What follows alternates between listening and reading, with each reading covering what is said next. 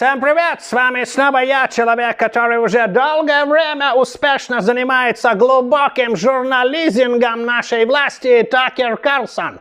Ну что ж, как говорится, лизнем главного. В смысле, начнем с главного. Недавно в Санкт-Петербурге прошли супер важные переговоры президента президента России Владимира Рюрика со спецпосланником Трампа Стивом Уиткофом, который уже третий раз приезжает в Россию с очень важной миссией найти хоть какой-то здравый смысл в голове Путина. Хотя, на мой взгляд, это то же самое, что искать приятный аромат в его чемодане.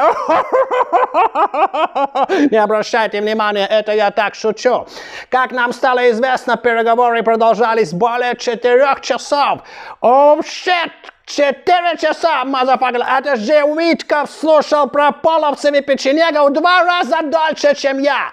Окей, итак, о чем же удалось на этот раз договориться нашему спецпосланнику, мы прямо сейчас и узнаем. Со мной на связи человек, который всюду ездит, но по сути ничего не решает.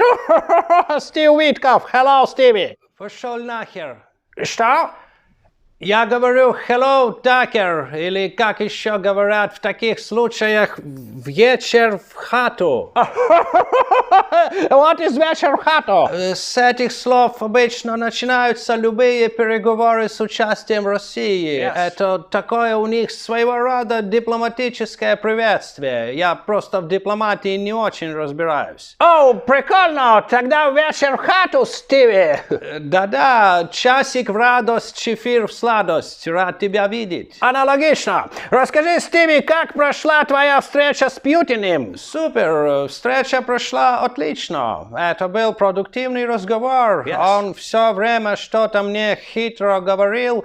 Я ему на это уверенно кивал. Извини, что перебиваю. Я хотел бы уточнить, насколько уверенно ты кивал на то, что он тебе говорил. Ты знаешь, мне кажется, что ни при одном президенте США никто не осмелился так уверенно кивать Путину, как это делал я. Yes. Скажу больше, я ведь ему не просто кивал, а местами даже понимающе подкивывал. Вау!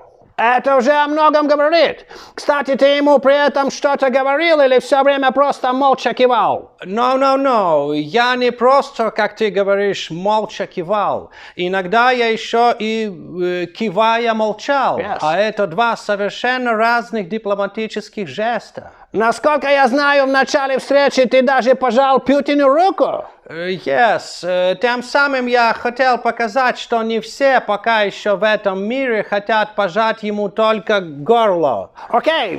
Когда Путин подошел к тебе, ты положил руку на сердце. Что это означало? Ничего. Это я проверял, на месте ли мой бумажник. Просто в предыдущей встрече после официальных обниманий я вернулся домой без кошелька и новенького айфона.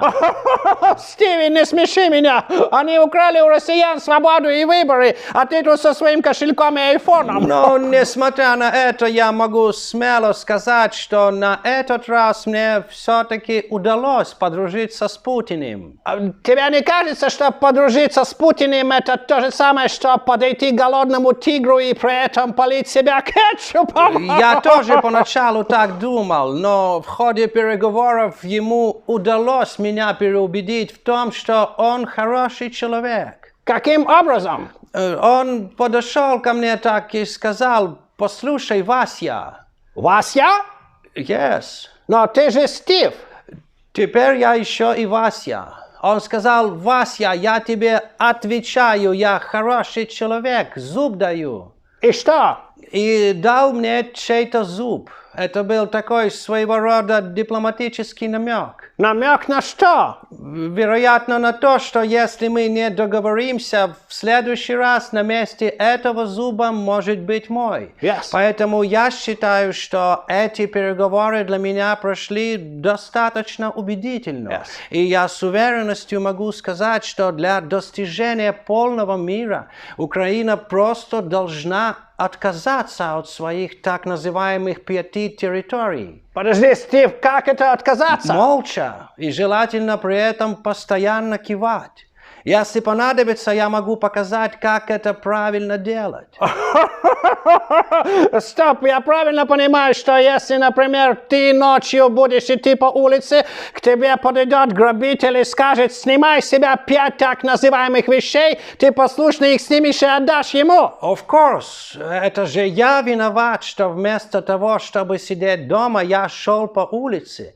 Еще и ночью. Yes. Еще и по той улице, где ходят грабители. Yes. Мало того, я еще и напялил на себя 5 дорогих вещей.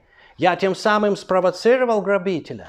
Он, может быть, хотел провести этот вечер дома со своими родными, Yes. а я своими бессмысленными ночными прогулками не дал ему это сделать. Yes. Поэтому вся вина лежит исключительно на мне. Все, что я теперь должен, это извиниться перед грабителем и пообещать ему не вступать с ним больше ни в какие конфликты.